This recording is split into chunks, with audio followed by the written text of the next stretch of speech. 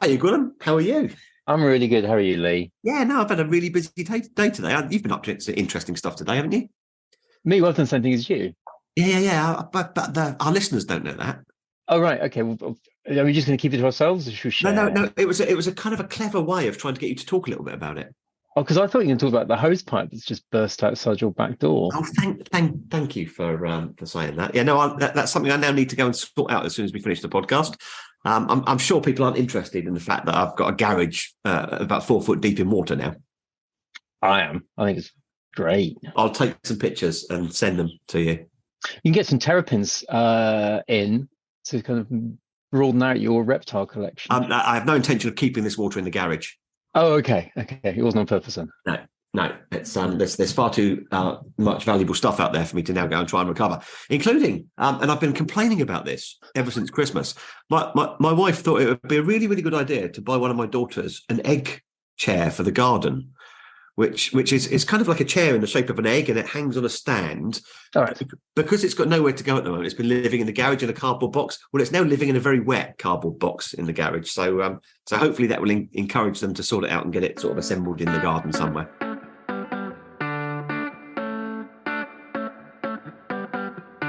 Lee Davis and Gwilym Roberts are the two IPs in a pod, and you are listening to a podcast on intellectual property brought to you by the Chartered Institute of Patent Attorneys.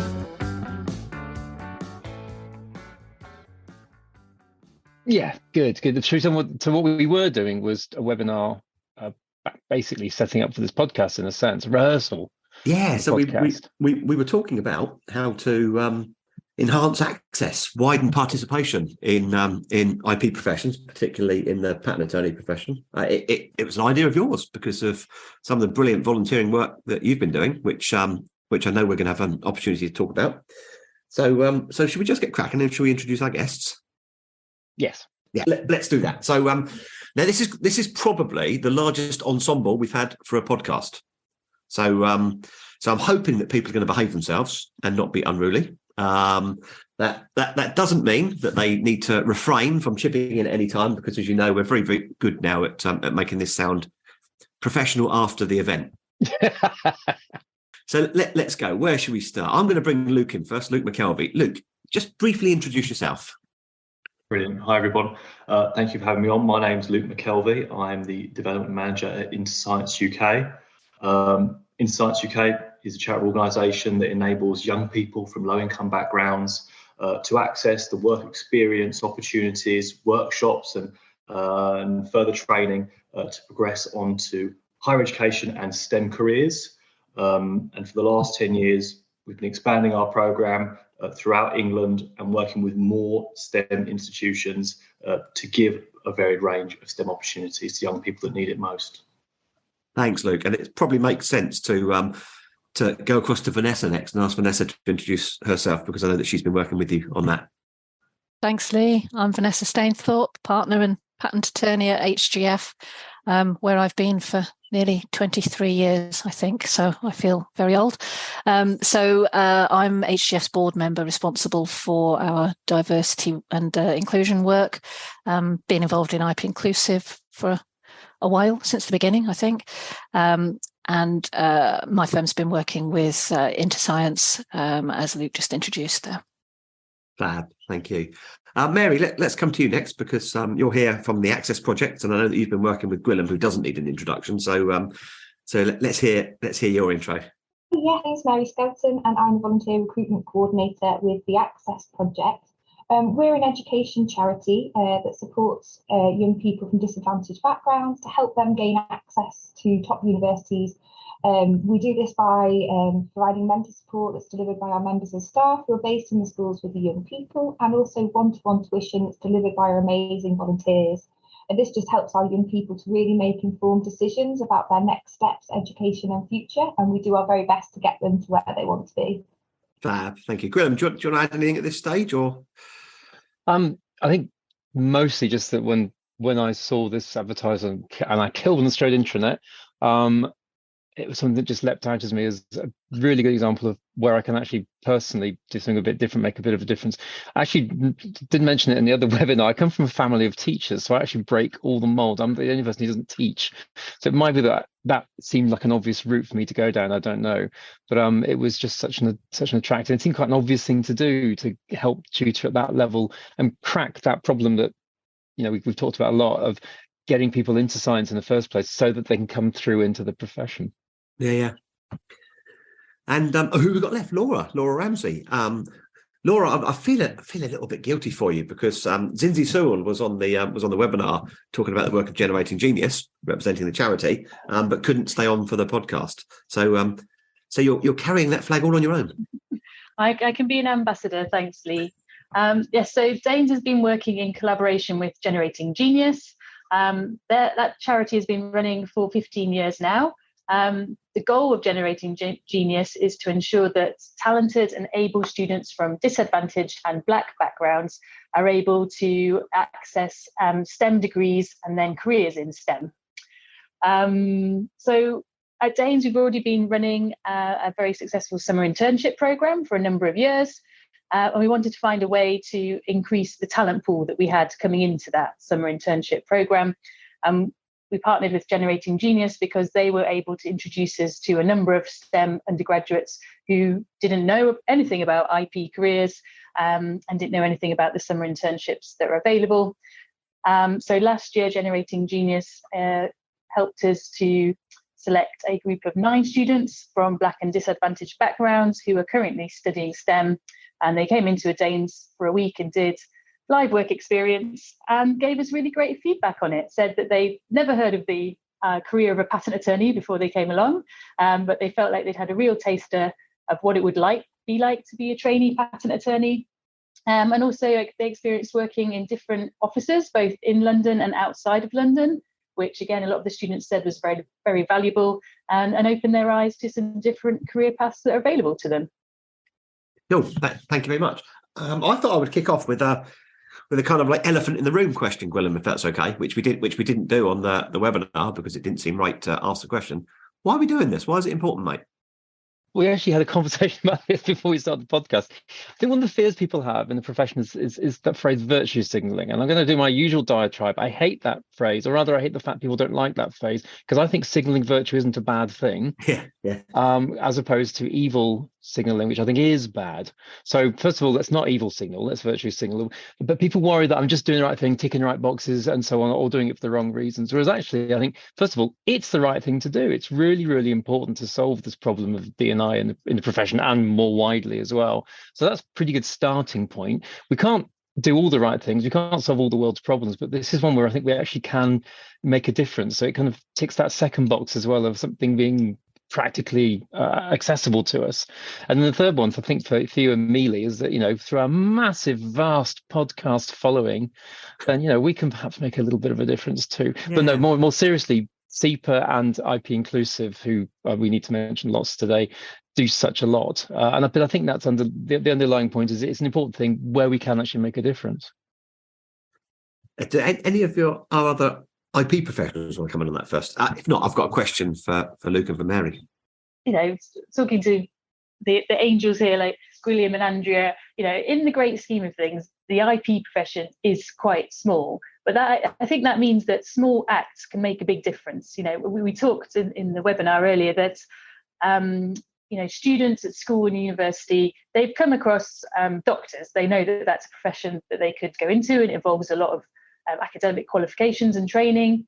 But many young people, and I was one of them, don't know anyone around them in their family or anyone who lives near them who has a job in IP. So they just don't know it exists.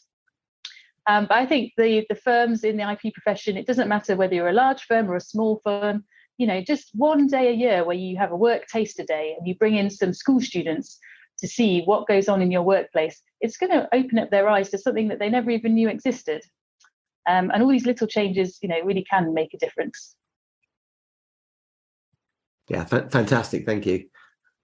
Luke, Mary, can I ask you a question and answer it in however you see fit?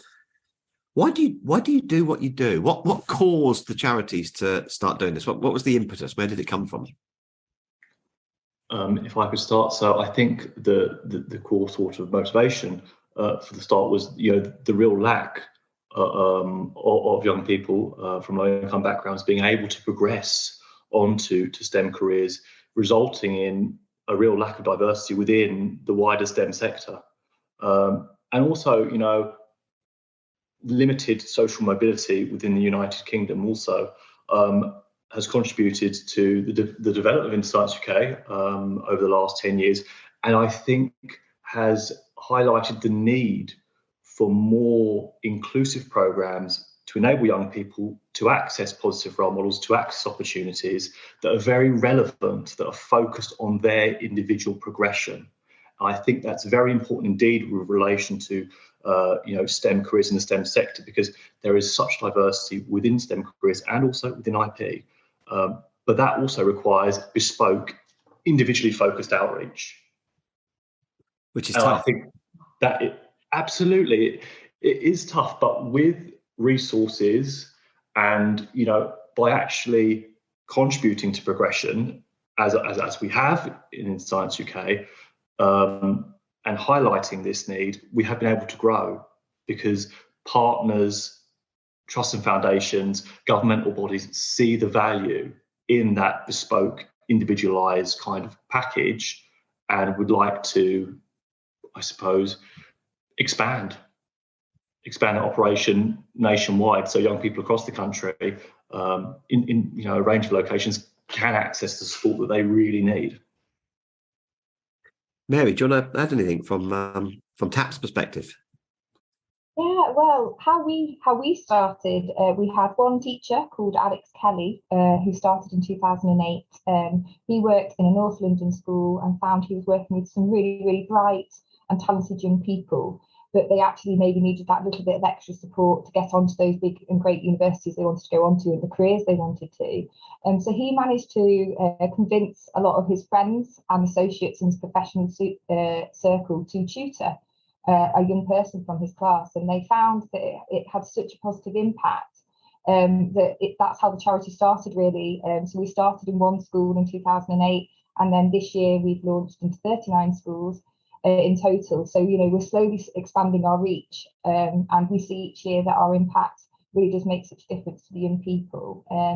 It helps them kind of not only explore different opportunities and different career options, and make them actually think about university being an option for them as something to strive for, and just with helping them with the extra skills and tips and tricks really to how to get there. And the tuition support delivered by our volunteers just does the extra special work of helping them boost the grades so they can really get into the universities of their choice.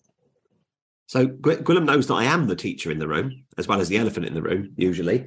That is my background. And so I'm really interested for both of you about how you identify the schools, the organisations that you work with, and also perhaps tell us some of the barriers that young people face around gaining access to, first of all, STEM learning opportunities, and then moving on into careers.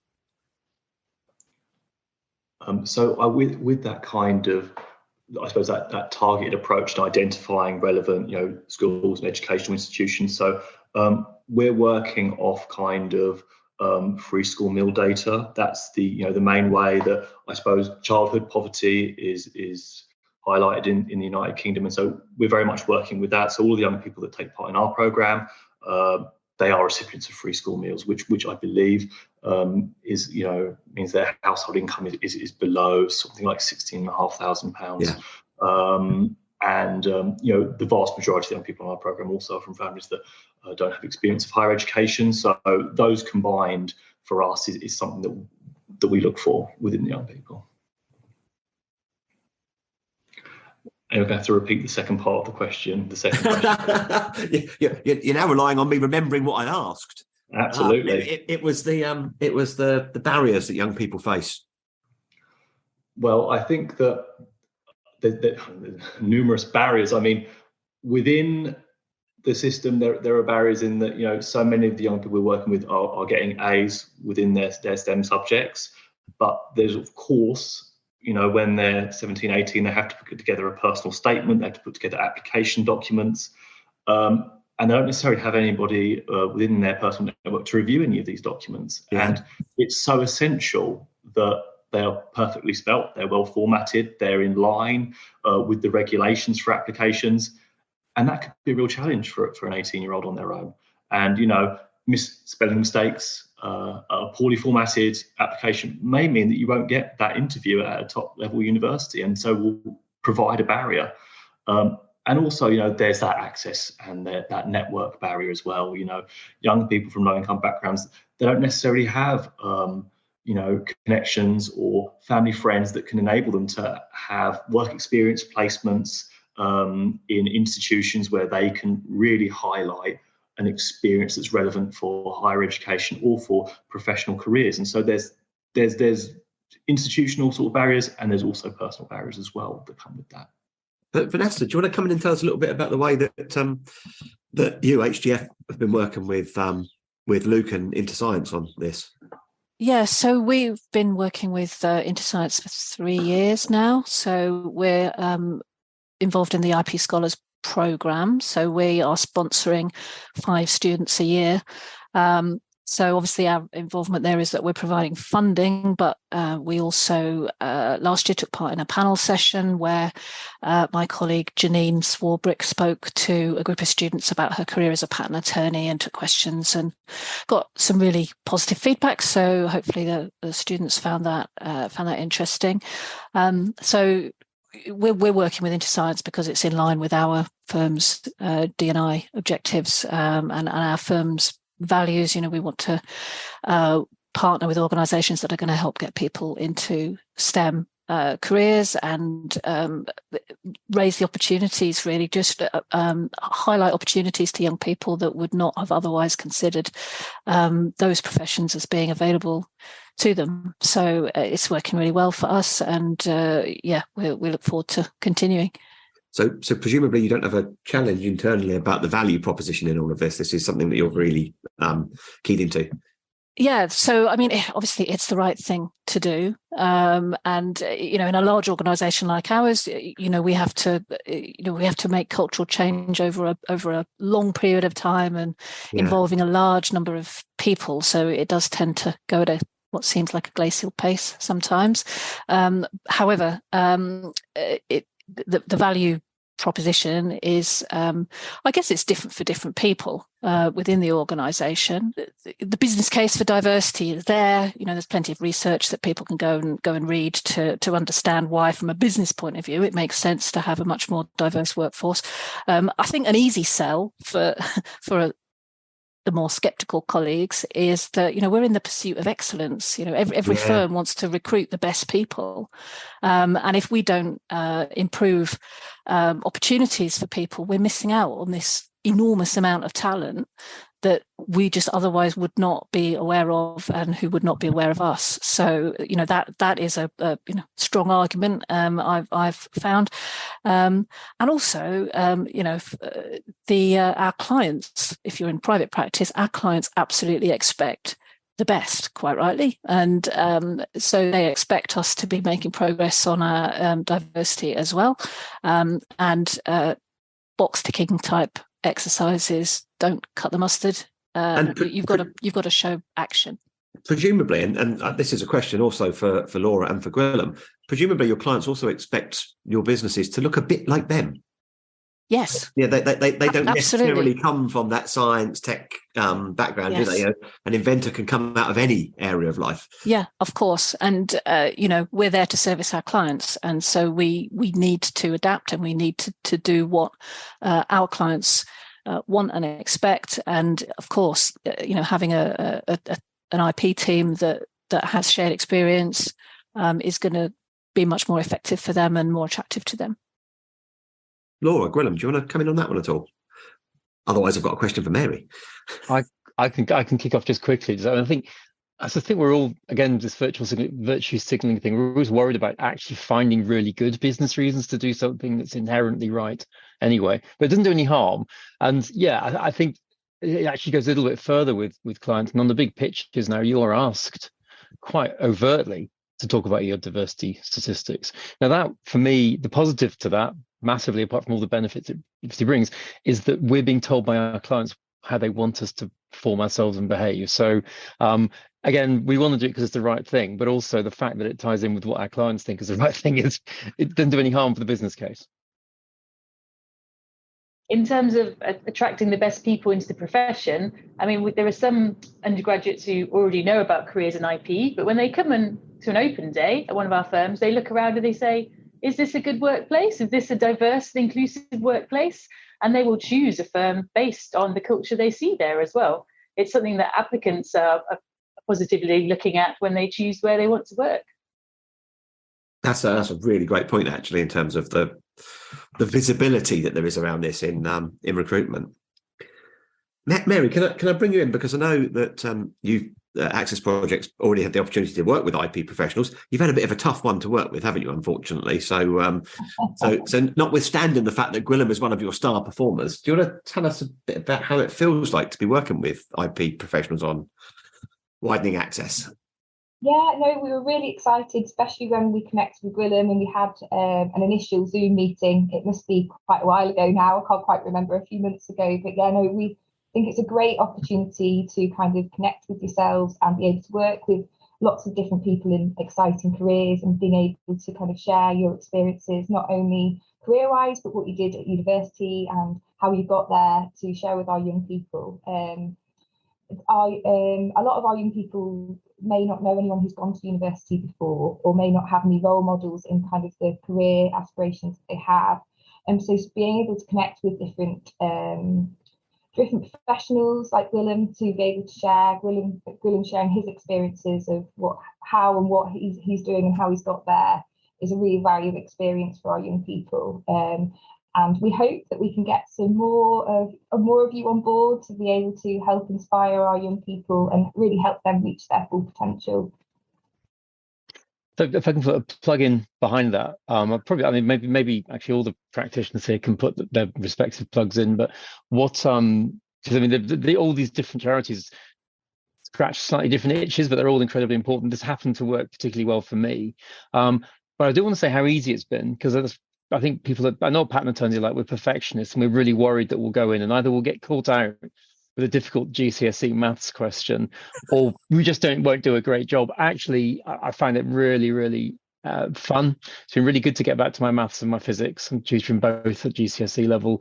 Really interesting kids you work with, as Mary says, and indeed, as you know, I think we've all seen interesting questions, ways of looking at things you hadn't necessarily thought about. Important for me. I mean, I'm very privileged, and so talking to people from different backgrounds is something that I should always be learning from. But no, the main plug actually is it's quite easy. The TAP thing, it's an hour a week, and the prep. I'd like to say there's loads of prep involved, but it's basically just logging in and then praying that BBC Bitesize has got all the answers, and then talking it through. I don't know if actually Vanessa and Laura, if you want to do a quick plug actually for why you think practitioners would benefit from what you're doing. Should I go first? Okay. So I think that, as Gwilym said, the time commitment need not be that great. And even a very small time commitment, I think, could have a potentially really big impact on the young people that you're working with. So that there's something for everyone, I think. I've just signed up as a mentor with the Social Mobility Foundation's it's called the Aspiring Professionals Programme. So that is for students in the UK getting advice and support from professionals who are already working in a field that they might aspire to join. That's e-mentoring, so it's only 15 to 30 minutes every couple of weeks. So it's really not a lot of time commitment at all. But, for that individual, it could be really impactful. So I'm really looking forward to that. Another programme that HGF is involved with is the AWRC Innovation Futures programme. That's at Sheffield Hallam University. That's a youth engagement programme to introduce young people to potential careers in health and wellbeing, and technology sectors. So I'm on a panel this week to select the cohort for that. I'm looking forward to being involved with that. So there's a whole range of different things that people could do, depending on your time commitment, depending on your personal interests. And, even if you're only reaching one individual, then you're giving that one individual something that's potentially benefit. And, we could be finding some really great talent that would not have otherwise considered IP as a profession. Yeah, I think at Dehns, we're going to have a combination of, we both want change filtering down from the top by organising things like summer internships with outreach value. But I think we're also going to be encouraging lots of ground root contribution as well. From what I heard today, charities like the Access Project, I had no idea that it was so easy for STEM graduates to become a mentor for a GCSE student.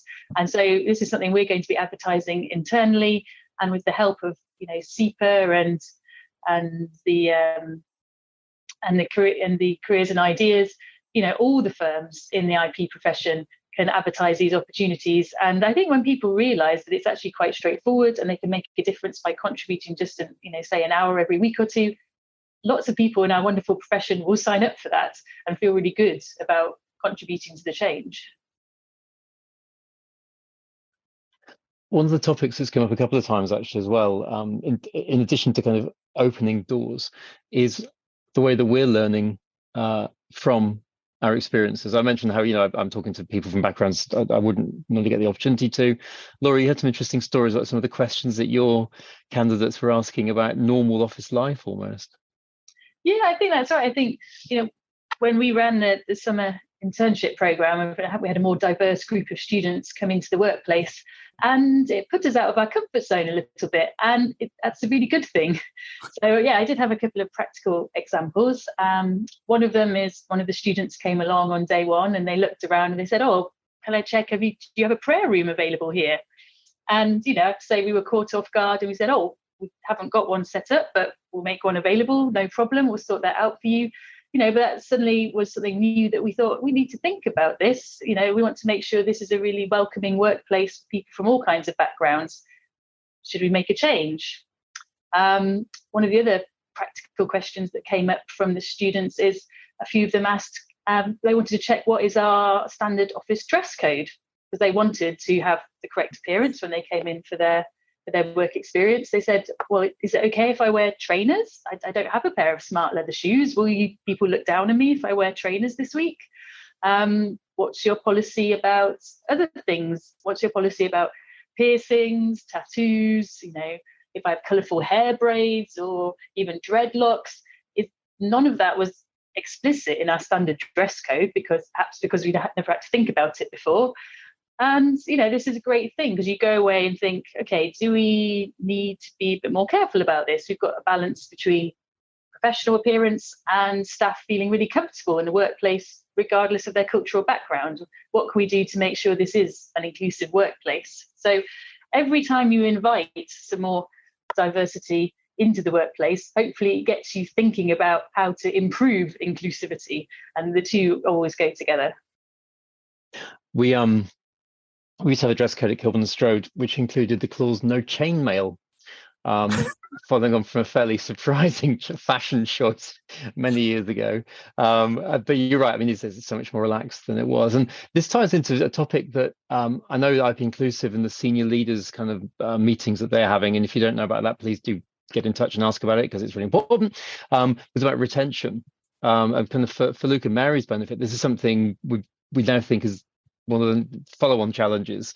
We're getting people into the profession from diverse backgrounds, but of course then there's, again, the whole office life can be quite unfamiliar to people, and how to keep them in, and these kind of unconscious things that we don't realize are an issue one way or the other, like dress code, like behavior. A personal bugbear of mine, actually, and we talked about this in the podcast, didn't we, Lee, is the pub culture. Yeah, that is so key.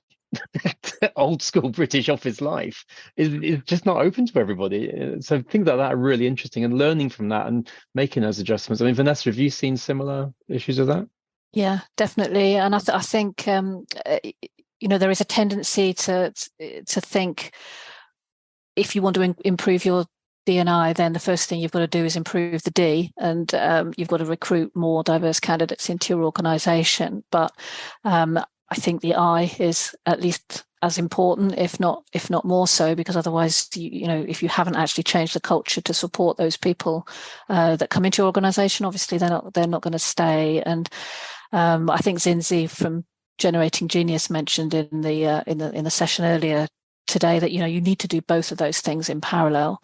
Of course, work to improve your diversity, the diversity of your candidates, but you've also got to work on the cultural change at the same time, and make sure that you're doing practical examples that Laura's given. But those things are really, really important to make sure that the environment is an inclusive place for everyone. And if you're making cultural change in an organisation, obviously, that involves everybody. So there's a lot of internal communication and internal work to do to make sure that that's long-lasting and long-standing.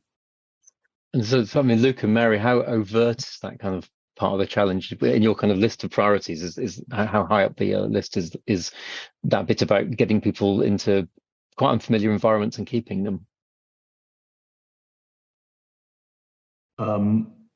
Yeah, it's a core part of our work. Our aim is to obviously enable people to gain qualifications and to access professional careers, and to want to stay in those sectors where they're contributing so much. And I think obviously retention is a challenge that's felt very much across the SEM sector in many ways. And also, I suppose retention, it's about enabling staff members not only to feel valued and their work is valued, but they're also contributing something that they're proud of. Their individual interests are aligned with the organisation they work for, and that's also part of ED&I. People that work in small teams, they can feel far more connected with their organisation and the organisation's mission if there is ED&I activities taking place. It provides variation. It shows how organisations are committed to a mission that's similar to theirs, and that there's social mobility and progress being taken within local communities that they're also working with. So I think that retention is part of the culture, and ED&I suppose, is a core part of that. Yeah, what we find from when our young people start with this, because we do start working with young people from the age of 14, so 14 to 18, so GCSEs and A-levels, is that kind of question of belonging. We hear quite a lot. A lot of our young people may not think of university as even an option for them, something that they don't see themselves there, not something they would strive for. So we do work with our young people to kind of make them understand that this is an option to them, and this is something they could strive for, and that this could be a stepping stone to where they want to be. But statistics show that young people from the most disadvantaged backgrounds are least likely to succeed in their first year of university, and so they may not continue on to university if they do not complete their first year. So we do a lot of work to ensure that our young people's transition to university is a positive one. So before they start university, we connect them with our alumni network, so they get to meet other young people that are already studying at university, hopefully the same university if possible. And we also do lots of kind of skills workshops and tips and tricks of what to expect at university life to ensure that they thrive and succeed. So I feel this kind of feeling and questioning of belonging could continue after they've finished university. So working on the inclusion and diversity to make that a feeling as soon as they start their careers and at university life will work in really positive steps to hopefully keep them in the jobs that they enjoy and keep that diversity growing. I think that transition that you mentioned is really important, isn't it? And our firms have got a big part to play in that as well, with our new recruits, and making sure that we have a proper induction program and that we look after our new starters who for many, maybe this may be the first job that they have if they're coming to us as trainees or entry level positions. So I think there's a lot of work for us to do in terms of making sure that that transition period is as manageable as possible for them. Thank you. One last quick question. I'll pass back to Lee then. Again to the charities. You have already got a lot of patent attorneys and people in the IP profession working with you. What, in terms of you've obviously provided resources and help and kind of guidance as to what you want from them, but what are the kind of support networks, if you like? How can you link up the attorneys working on this? Because I think one of the lovely things additional about this is the sense of community that your participants can get, which all adds to the nice warm feeling that you get from doing something good, doesn't it? Mary, shall I start with you?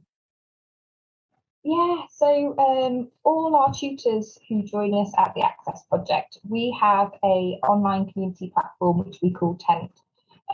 It's an opportunity for our volunteers to be able to connect online and kind of know who else is volunteering with the Access Project. A lot of the groups are maybe by subject. So if you're if you're tutoring physics, for example, you could connect with other physics tutors and share tips and tricks and things like that. But we could create a particular group, especially for IPs, for example, so you'd be able to connect with each other and know who's volunteering with the Access Project, but also have that opportunity to support each other and be able to sort of have a community feel to the volunteering. As we used to deliver our tutorials in person, and now they've moved online, we want to ensure that there's still a community feel amongst our volunteers. So yeah, it's used by a lot of our volunteers, and I think they do find it really helpful, especially for sharing successful tips for delivering tutorials, or if they've had a particularly challenging question during a tutorial, our tutors use those to kind of problem solve together. I got one maths question from one of my tutees where I actually had to go to one of my son's friends who just got a first in maths from university to answer it. I had no clue how to solve it. It was embarrassing. There we go. I have to say though, Gwilym, I think it is quite an important thing for our young people to know from their tutors. If you do ask the question and you don't know the answer, it shows the young person it's okay not to know, and then you can problem solve as well. So just to reassure anyone who is interested in tutoring, we don't expect you to know everything about the subject. There's lots of training and resources available to support you. But yes, I think sometimes you do get the odd question that might blindside you a bit during a tutorial.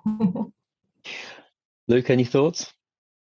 So as a relatively small organisation, I suppose that our contribution to community development within the IP sector is fundamentally through sharing the good work that we're doing in collaboration with our IP partners, and we're doing that through working with IP Inclusive, which is such a wonderful networking and information sharing platform.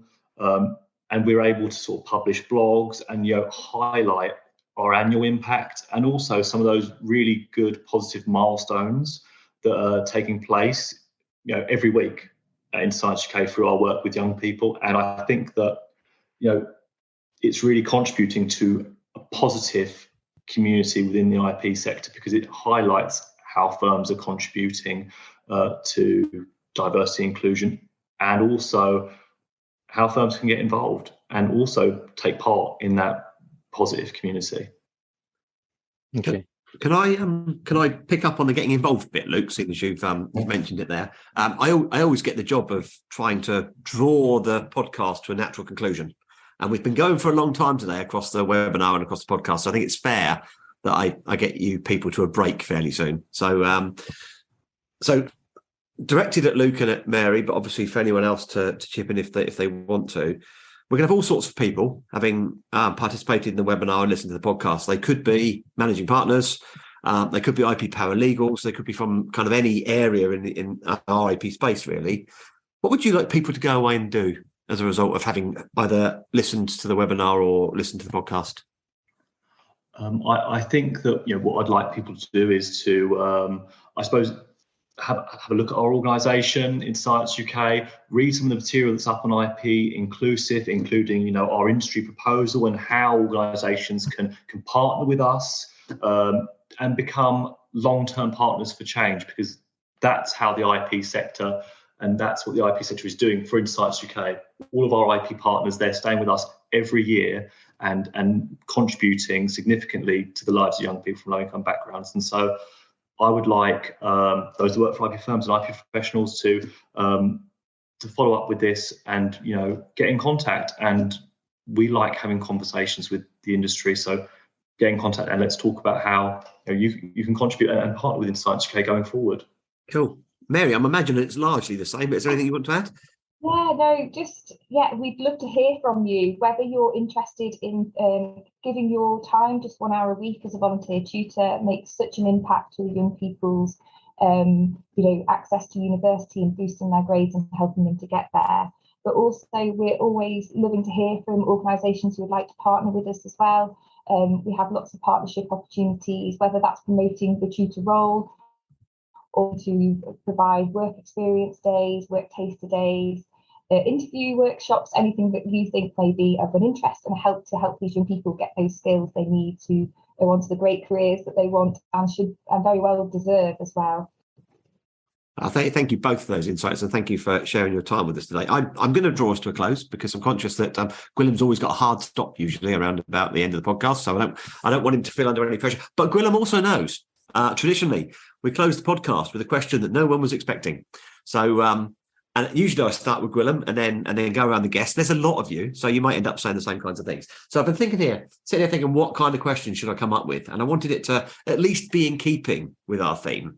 So I want you to parachute yourself back into your school days, but with the minds that you've got now. What's one thing that you know now that you wish you'd known at school? Gwilym. That although everyone else seems like they're better at everything than you are, we're about all the same, and if you keep trying at it, you'll do all right. So let's stick with the IP professionals first. I don't mind, Vanessa or Laura, whoever wants to go first. It's a tough question. It is a tough question, isn't it? I think that is, I'm going to just copy Gwilym because I think that is really good advice. I would like to have told my 16-year-old self that you don't need to know everything, and that everyone around you're comparing the outside of everyone else with what's inside you, and it's not a direct comparison, and you've got to go for it. Laura? I'm really struggling to think of anything. If only I'd known that the sun actually shines in January outside the Yorkshire Dales. Maybe I would have left sooner. I don't know. It's amazing what you find out when you broaden your horizons and set off to university.